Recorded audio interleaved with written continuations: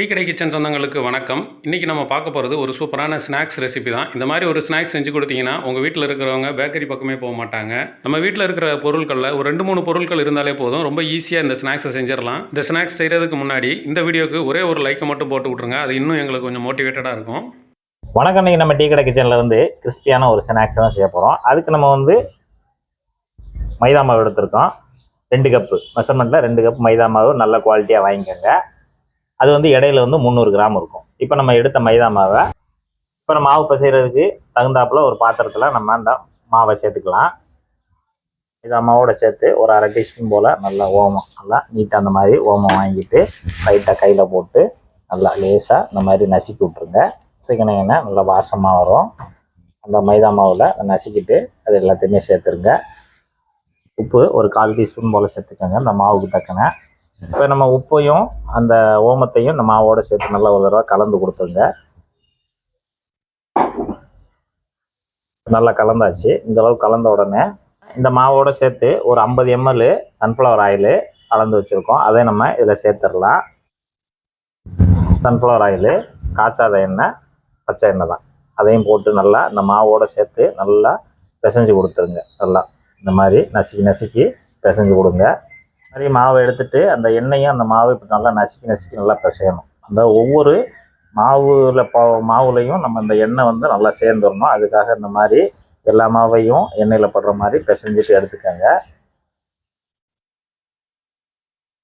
இந்த மாதிரி நல்லா புட்டு கணக்க நல்லா பிசைஞ்சிடணும். அந்த பிறகு தண்ணி கொஞ்சம் கொஞ்சமாக சேர்த்துக்கணும். தண்ணி ஒரு உள்ளங்கையில் 1 குழி 2 குழி சேர்த்துக்கோங்க.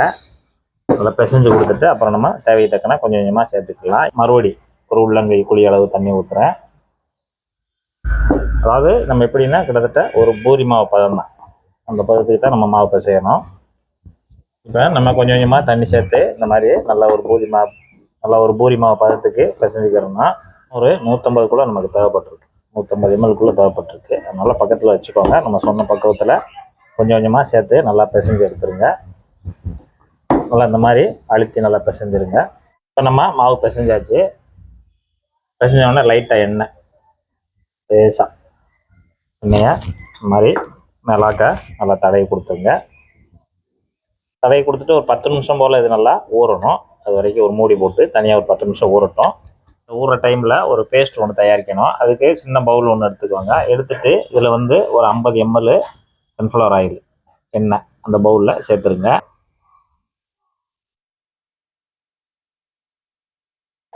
4 டேபிள் ஸ்பூனு கார்ன்ஃப்ளவர் மாவு எடுத்துருக்கோம். அதை இந்த எண்ணெயிலே சேர்த்துருங்க. கார்ன்ஃப்ளவர் மாவை இப்போ நம்ம சின்ன ஸ்பூனை வச்சு அந்த எண்ணெயிலேயும் இந்த கார்ன்ஃப்ளவர் மாவை நல்லா கரைச்சிடணும். கட்டி இல்லாமல் அந்த எண்ணெயிலே கரைச்சாச்சு. இந்த அளவுக்கு இருக்கும். அப்படியே ஒரு பக்கம் இருக்கட்டும். இப்போ நல்லா நமக்கு 10 நிமிஷம் ஆயிடுச்சு. கூட 2-3 நிமிஷம் ஆனாலும் பரவாயில்ல. இப்போ நல்லா அதை மறுபடியும் இருக்க அழுத்தி பிசைஞ்சுக்கிறணும். இந்த மாதிரி அழுத்தி பிசையும் போது நமக்கு இன்னும் கொஞ்சம் நல்லா நைஸாக வரும். இந்த மாதிரி எடுத்துகிட்டு நல்லா ஒரு கட்டிங் டேபிளில் போட்டுருங்க. அந்த பிசைஞ்சு தனியாக எடுத்து வச்சுருக்கக்கூடிய மாவை நல்லா ஒரு உருண்டையாக ரோல் பண்ணிடணும். நீட்டை வாக்கில் இந்த மாதிரி. இப்போ நம்ம கட்டிங் டேபிளில் போட்டு இந்த மாதிரி நல்லா ரோல் பண்ணிடணும். நல்லா சைஸ் அந்த அளவுக்கு ரோல் பண்ணிவிட்டு நம்ம உருட்டி வச்சுருக்கக்கூடிய மாவை 8 பீஸாக போட போகிறோம். இந்த மாதிரி ஒரு சின்ன அளவில் 8 பீஸ்.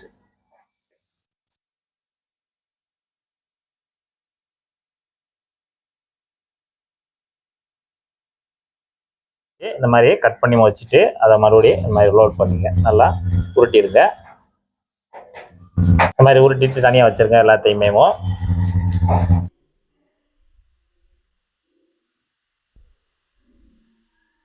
கொஞ்சம் மைதா மாவு போட்டு நல்லா தடவி விட்டுருங்க. லேசாக கூடிய உருண்டைகளை எடுத்து நல்லா அப்படியே டேபிளில் வச்சு நல்லா அழுத்தி விடுங்க. குறிக்கட்டையை வச்சு நல்லா நைஸாக தேய்க்கணும். நல்லா புரட்டி விட்டு நைஸாக தேய்க்கணும். எந்த அளவுக்கு நம்ம நைஸாக தேய்க்கணுமோ அந்த அளவுக்கு நைஸாக தேய்ச்சிடணும். இப்போ நல்லா அந்த பக்கம் அப்படி எடுத்த உடனே இந்த மாதிரி எல்லாம் இலசா கண்ணாடி கணக்காக வரணும். அந்த ஓமம் பூரா அங்கங்கே அப்படியே புள்ளி புள்ளியாக தெரியும். இப்போ நம்ம அதை எடுத்துட்டு தேய்ச்சதை எடுத்து இந்த மாதிரி ஒரு தட்டில் தனியாக மாற்றி எடுத்து வச்சுருவோம். இப்போ நம்ம அடுத்ததை அதே மாதிரி தேய்க்க போகிறோம். அடுத்த உருண்டையும் எடுத்து நல்லா கொஞ்சம் மைதா மாவு போட்டு இதே அளவில் நல்லா நைஸாக தேய்ச்சி எடுத்து வைக்க போகிறோம். நம்ம ரெண்டாவதும் தேய்ச்சாச்சு. ஒரு ரவுண்டாக தேய்ச்சி வச்சுருக்கோம். இப்போ ரெண்டாவதும் தேய்ச்சாச்சு. தேய்ச்சதை மறுபடியும் இப்படி வச்சுருங்க. வச்சுட்டு இங்கே நம்ம ஏற்கனவே கார்ன்ஃப்ளவர் மாவு நல்லா கலந்து வச்சுருக்கோம்ல, ஒரு பேஸ்ட்டாக கலந்து வச்சுருக்கோம். அதை எடுத்துகிட்டு இந்த மாதிரி ப்ரஷ் மாதிரி இருக்கிறத வச்சுட்டு நல்லா தடவி கொடுத்துருங்க. எல்லா பக்கமும் வர்ற மாதிரி தடவி கொடுங்க. இப்போ லேசாக பரவலாக தடவுங்க போதும். ரொம்பையும் குளிர தடவை வேண்டாம். லைட்டாக மைதா மாவு நல்லா அந்த மைதா மாவை மேலே லேசாக தூவி விடுங்க. அளவுக்கு லேசாக தூவி விட்டுருங்க. இந்த மாதிரி பரப்பி விட்ருங்க. இந்த மைதா மாவை ஏற்கனவே இந்த பேஸ்ட்டோடு சேர்த்து இதையும் சேர்த்து நல்லா பரப்பி விட்ருங்க. ஏற்கனவே தனியாக ஒன்று தேய்ச்சி வச்சுருக்கோம்ல, அதை மேலே எடுத்து இதை வைக்க போகிறோம். மாதிரி நல்லா போட்டு ஒரு தடவை லேசாக அமுத்தி கொடுங்க. அந்த லிக்விடை எடுத்து லேசாக பரவலாம் எல்லா பக்கம் படுற மாதிரி தடவி கொடுத்துருங்க. மறுபடியும் கொஞ்சம் மைதா மாவு எடுத்து மேலே லேசாக தூவி விடுங்க. இந்த அளவுக்கு நல்லா தூவி விட்டுட்டு மறுபடியும் லேசாக தடவி கொடுத்துருங்க. இந்த பக்கம் இருக்க அந்த கார்னரை எடுத்து ஒரு கால்வாசி பதத்துக்கு எடுத்து அப்படியே மடிச்சிருங்க. இந்த அளவுக்கு கால்வாசிக்கு எடுத்து மடிச்சிருங்க. மடிச்சுட்டு லைட்டாக அமுத்தி விடுங்க. இப்போ இதுக்கு மேலே நம்ம ஏற்கனவே ரெடி பண்ணி வச்ச அந்த பேஸ்ட் எடுத்து ஒரு தடவை லைட்டாக தடவி விட்டுக்கலாம். அதுக்கு மேலே லைட்டாக மைதாவை எடுத்து போட்டு நல்லா பரப்பி விட்டுருவோம். அடுத்ததாக ஆப்போசிட் சைடில் இருந்து அதை அப்படியே எடுத்து இதுக்கு மேலே மடித்து விட்டுடலாம். மடித்து நல்லா ஒன்று போல் அழுத்தி விட்டுடலாம் லேசாக. இப்போ இதோட 2 எண்டுலையும் லேசாக அந்த பேஸ்ட்டை தடவி விட்டுடலாம். தடவி விட்டுட்டு அப்படியே இந்த எண்டு எடுத்து பாதிக்கு மேலே மடித்து விட்டுடலாம்.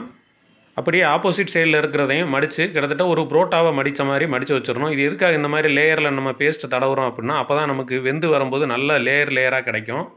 இப்போ இந்த மாதிரி அழுத்தி விட்டுருவோம். இதே மாதிரி இருக்கிற எல்லா மாவு உருண்டைகளையும் ஒவ்வொரு செட்டாக ரெடி பண்ணி வச்சுக்கலாம். ரெடி பண்ணி வச்ச எல்லாத்தையுமே ஒரு 5 நிமிஷம் மட்டும் ஃப்ரிட்ஜில் வச்சு எடுத்துக்கலாம். அப்போ தான் அது இன்னும் கொஞ்சம் நல்ல சாஃப்ட்னஸ் கிடைக்கும் நமக்கு. இப்போ ஒரு 5 நிமிஷம் ஆச்சு. ஃப்ரிட்ஜிலேருந்து எடுத்துகிட்டு வந்து இதை லேசாக மட்டும் கட்டையை வச்சு தேய்ச்சி விட்டுக்கலாம். தேய்ச்சி விட்டுட்டு ஒரு 6 பீஸுகளாக இதை நம்ம வெட்டி எடுத்துக்கிடுவோம்.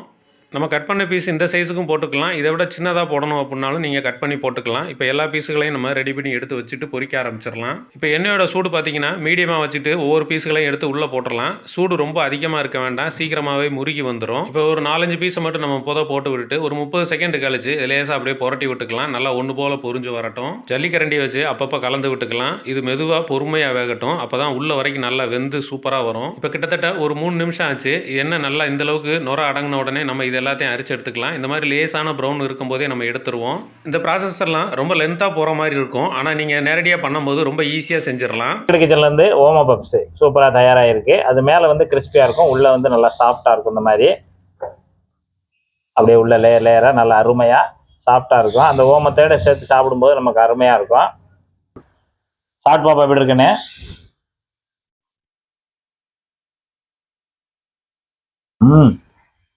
சாப்பிடும்போதே அப்படியே வாய் மணத்துக்கிட்டு நல்லா அருமையாக இருக்குது. மேலே கிறிஸ்பி, உள்ள சாஃப்ட்னஸ்.